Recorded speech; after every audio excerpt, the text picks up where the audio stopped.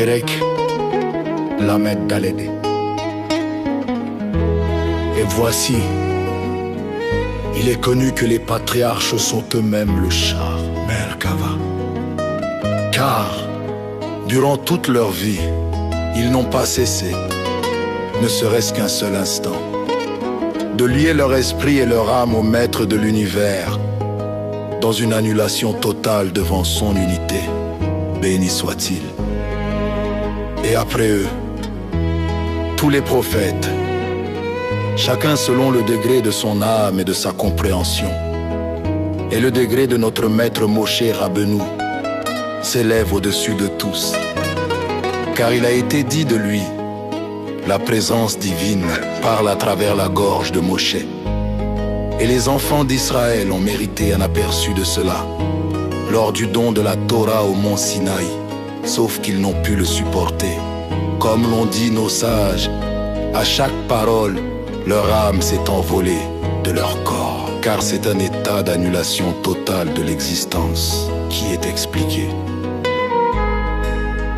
C'est pourquoi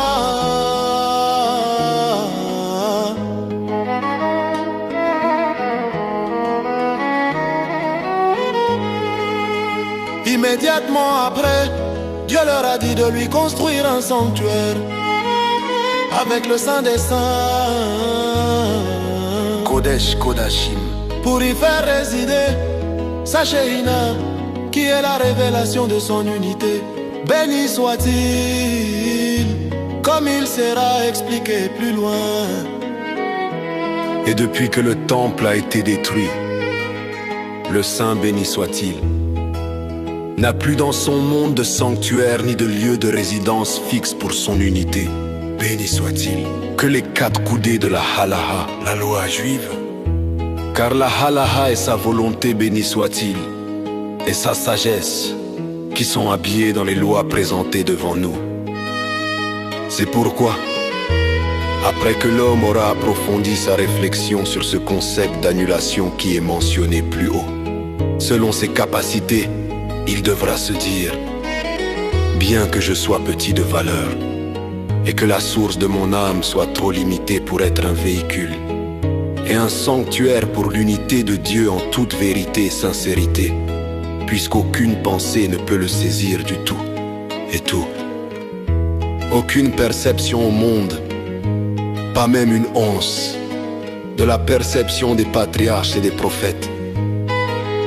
Malgré cela, je vais lui faire un sanctuaire et un lieu fixe pour sa résidence, c'est-à-dire l'étude de la Torah selon le temps libre dont je dispose, en fixant des moments le jour et la nuit, conformément à la loi donnée à chacun dans les lois de l'étude de la Torah. Et comme l'ont dit nos sages, même un seul chapitre matin, etc. Et par cela, son cœur se réjouira, il exultera et rendra grâce pour sa part, dans la joie et le bon cœur, d'avoir mérité d'être l'hôte du Tout-Puissant 2 fois par jour, selon le temps et le loisir qu'il a, selon la mesure de ce que la main de Dieu a élargi pour lui. Merci.